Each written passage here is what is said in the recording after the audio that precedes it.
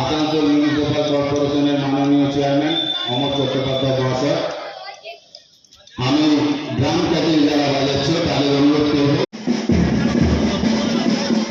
বইটাকে একটু বড় করো।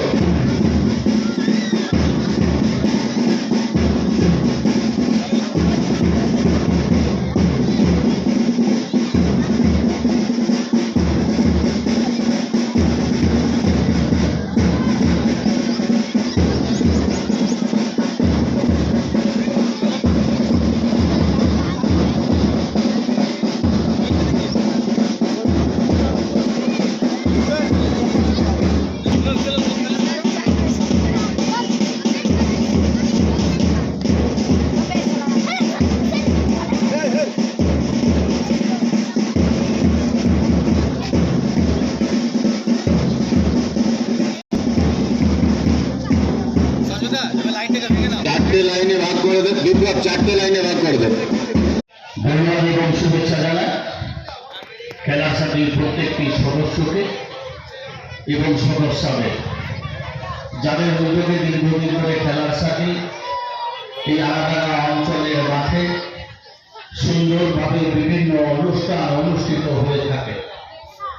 23শে জানুয়ারি আমাদের ভারতবর্ষের কাছে এবং ভারতবাসীর কাছে একটা গৌরবের দিন।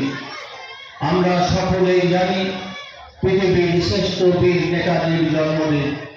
এই সেই নেতাজির জন্মদিনে এখানে পতাকা উত্তোলনের মধ্যেখান দিয়ে এবং র্যালি করার মধ্যেখান দিয়ে অনুষ্ঠান শুরু হয়েছে এবং 3 দিন ব্যাপী এই অনুষ্ঠান চলবে। ক্রীড়া প্রতিযোগিতা এবং শিশু উৎসবের মধ্যেখান দিয়ে বিভিন্ন রকম ভাবে বিবেকানন্দের আদর্শে অনুপ্রাণিত এই অঞ্চলের মানুষজন এবং সর্বোপরি সারা বছর মানুষের সেবায় নিজেদের নিয়োজিত রাখা মানুষজন এই ক্লাবের সঙ্গে যুক্ত হয়েছে।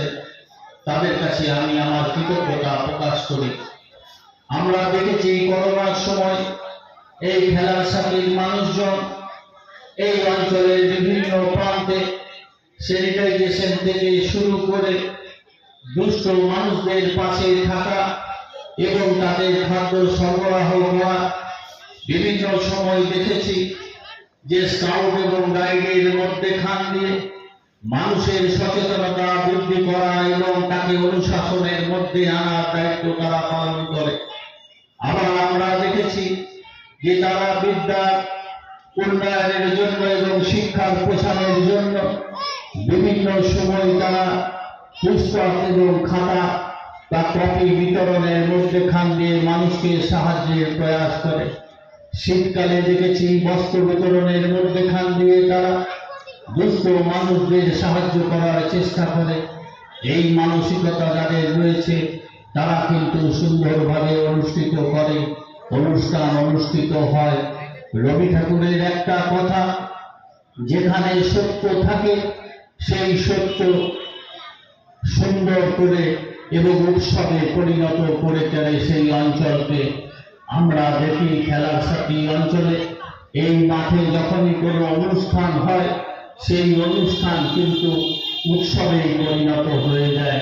সে সরস্বতী পুজোর সময় হোক বা দুর্গা পুজোর সময় হোক বা মণিমালার মধ্যেখান দিয়েই হোক বা বিবেকানন্দের জন্মদিনেই হোক বা 23শে জানুয়ারি নেতাজির জন্মদিনেই হোক, তারা কিন্তু কর্তব্যরতভাবে নিজেদের অনুষ্ঠানগুলোকে করে।